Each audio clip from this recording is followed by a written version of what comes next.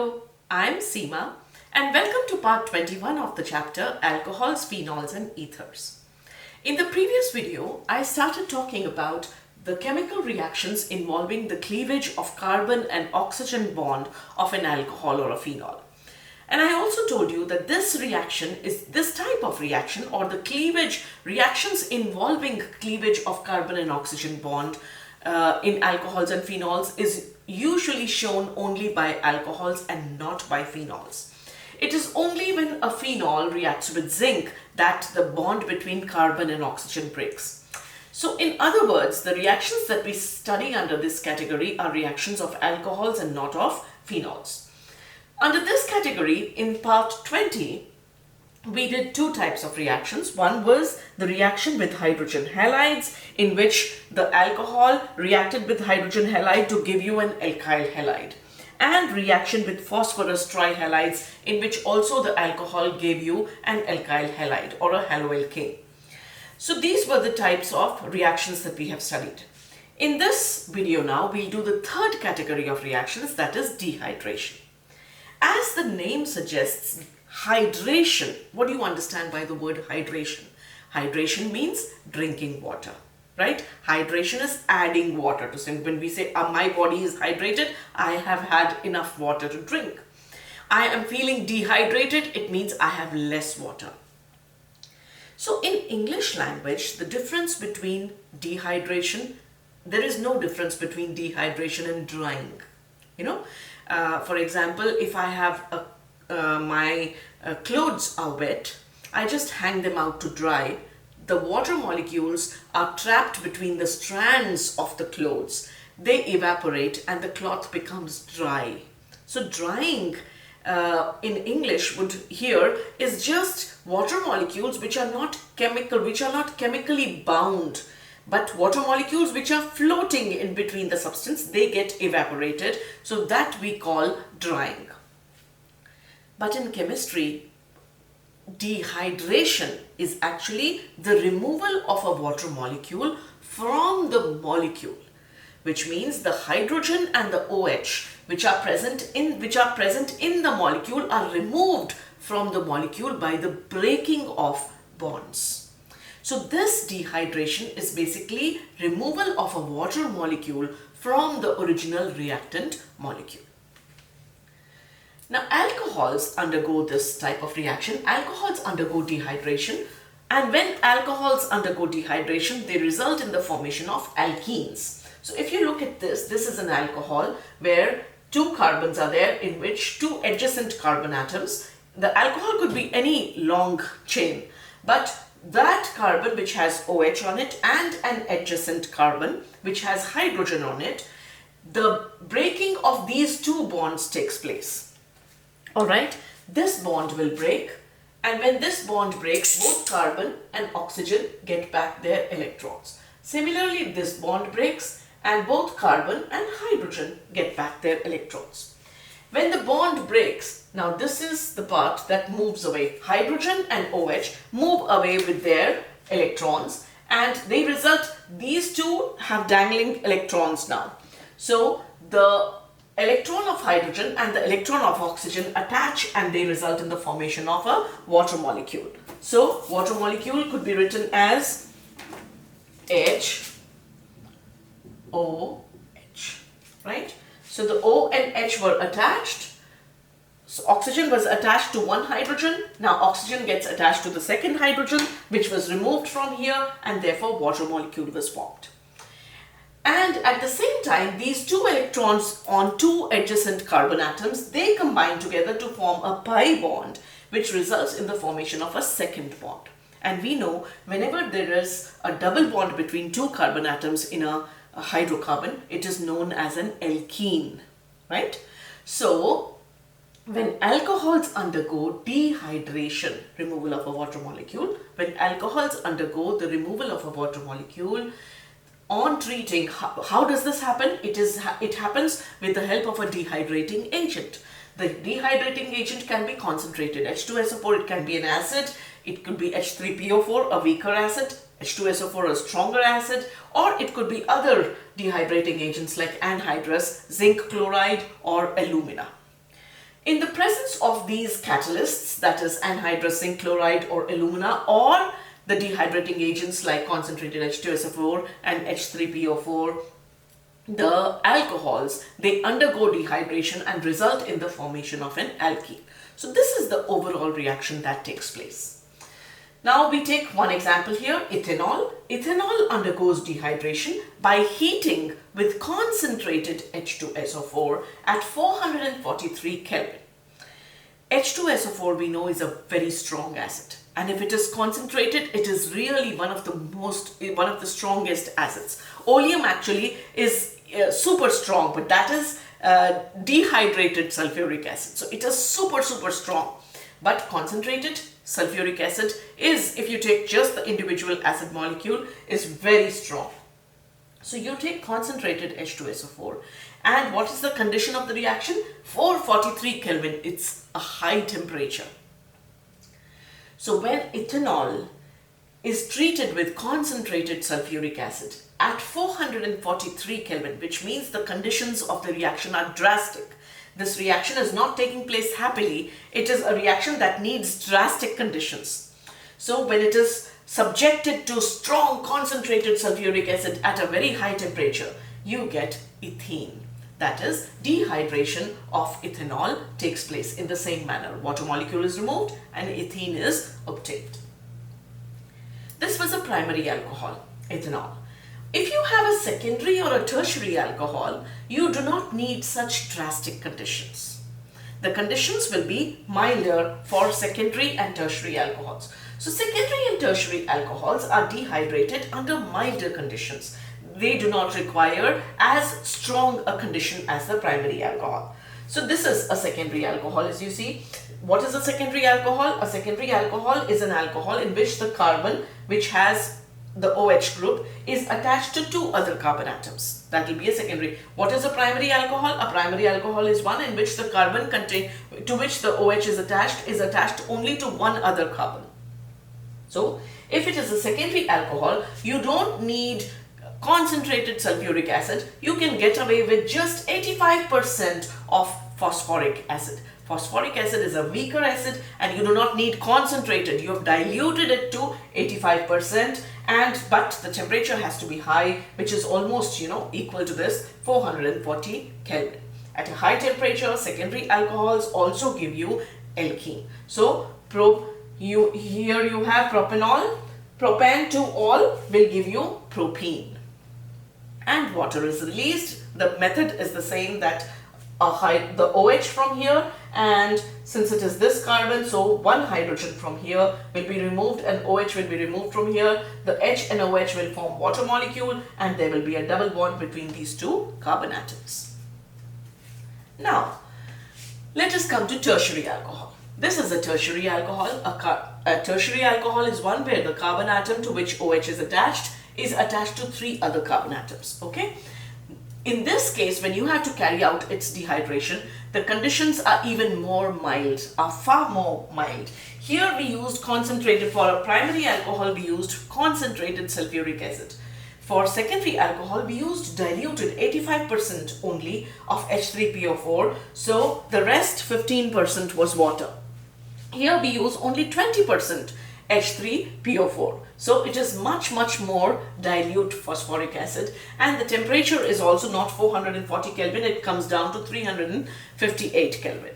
So we warm it up with 20% phosphoric acid, a tertiary alcohol, and again the same thing happens. This is the carbon, OH is removed from here, and one of the carbons, which are all three of them look identical, from any one you will remove one hydrogen and those two carbons will form a double bond and the OH and H will remove as water molecule.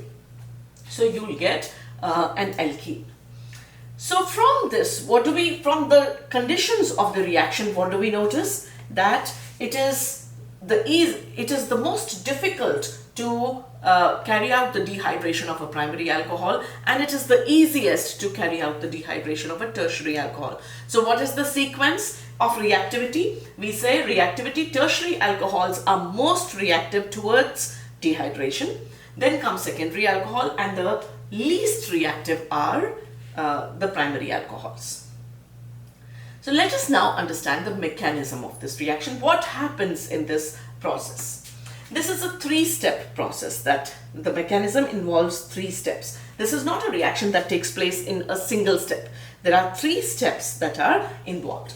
The first step is formation of protonated alcohol. The acid that you use, it releases hydrogen ion. So that hydrogen ion protonates the alcohol. In the first step, the hydrogen ion from the acid attacks the alcohol, and we know that oxygen has these lone pairs of electrons. It is a saturated compound. If you see, all bonds are single bonds.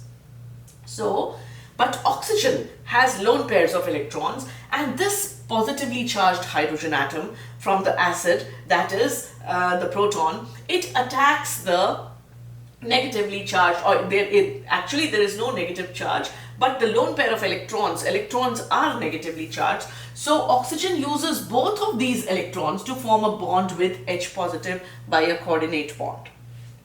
So as a result of which the positive charge will come on the oxygen atom. So oxygen uses these two electrons to form a bond with hydrogen here, and as a result of that, oxygen acquires a positive charge because in a covalent bond, one electron is contributed by each atom.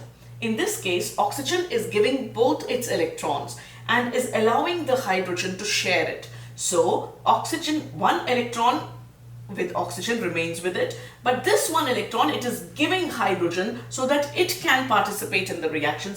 Therefore, oxygen becomes positively charged. So the first step was the protonation of the alcohol, and this ion that is formed is known as the ethyl oxonium ion. Do you see? The positive charge is on oxygen, so it is known as the ethyl oxonium ion. The second step is the formation of a carbocation. Now, this is also a cation, isn't it? The cation, it is oxonium ion, has positive charge over oxygen. It is very much a cation. But a carbocation is usually an intermediate which is formed in many reactions. A carbocation is called carbocation because the positive charge is on carbon, right? So the second step is the formation of a carbocation, and this is the slowest step. And whenever there is a slow step, that is the rate determining step. And again, at the risk of sounding repetitive, but those who are watching just this video, it is important to tell you why it is the slowest step. If you are walking with your friends from let us say A to B destination, and you're a group of 4 friends. 3 friends walk fast, but one friend walks slowly. Maybe he has a fracture in his leg or whatever be the reason. He has a sprained his ankle when he was playing, whatever be the reason. One of the friends cannot walk as fast. So you're all going from A to B. Let us say it's a cafeteria that you're going to. So you will all walk together, but that one friend will be slow. So since you're walking together, even if 3 of you are fast, you will slow down so that you can take that 4th friend with you. So it is the speed of the slower friend which will determine how long will it take for you to reach the cafeteria. The same thing happens. The slowest step in any chemical reaction is the rate determining step. However slow it is, if all the other steps are instantaneous, but this step is taking 1 hour, ultimately your entire reaction is going to take more than 1 hour. Even if the other steps are just instantaneous, the whole reaction will take about 1 hour. It is important to know the rates of reactions, because if you go to the laboratory thinking that my reaction is going to just take place 1, 2, 3, my reaction will be done and I'll be free within 2 minutes, and there is one step in that reaction which is going to take, let us say, 2 days. So you will go thinking that your reaction will be over, but nothing is going to happen. You might need food, or you might need to wait there. You might have to monitor the conditions. So how fast or how slow the reaction takes place, what are the conditions of the reaction should be known to you. So this is the slowest step, and therefore it is the rate determining step. What happens in this step? Oxygen is more electronegative.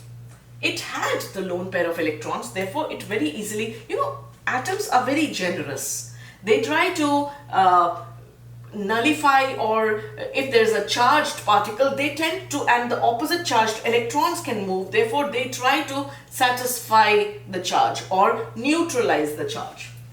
That is what happened here. Hydrogen was deficient in electrons. The two electrons on oxygen gave it oxygen gave its electron, and it resulted in the formation of this bond, but oxygen became positively charged.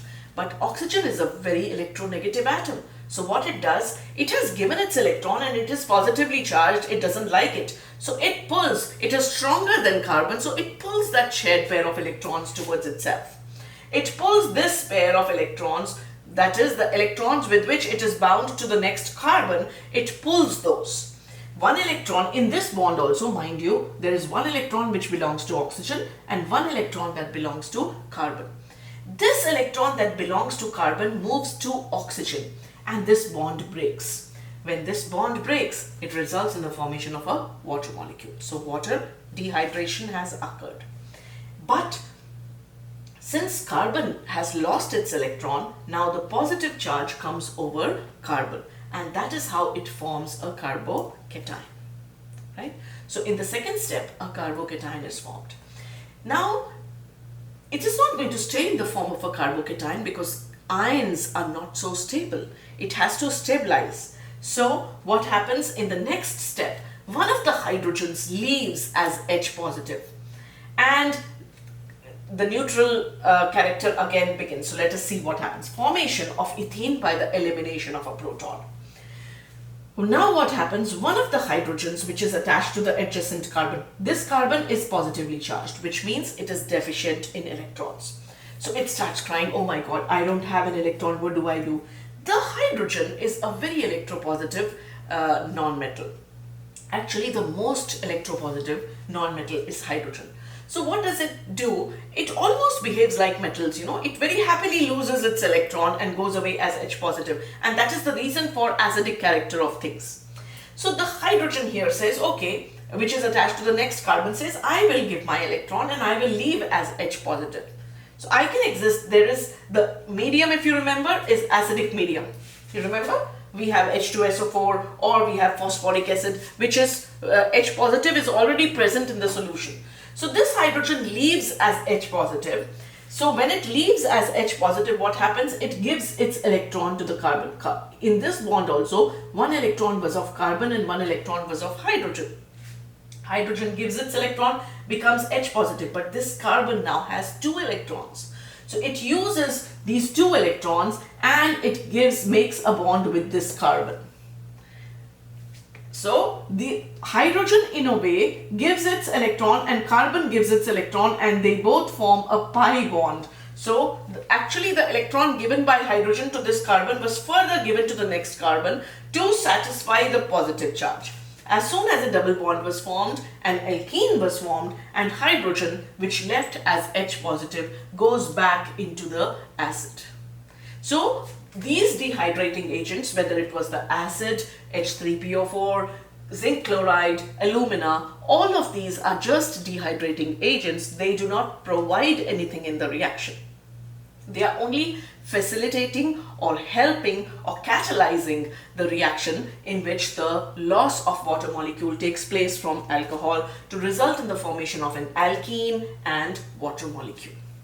So you get alkene and H positive goes back into the acidic medium.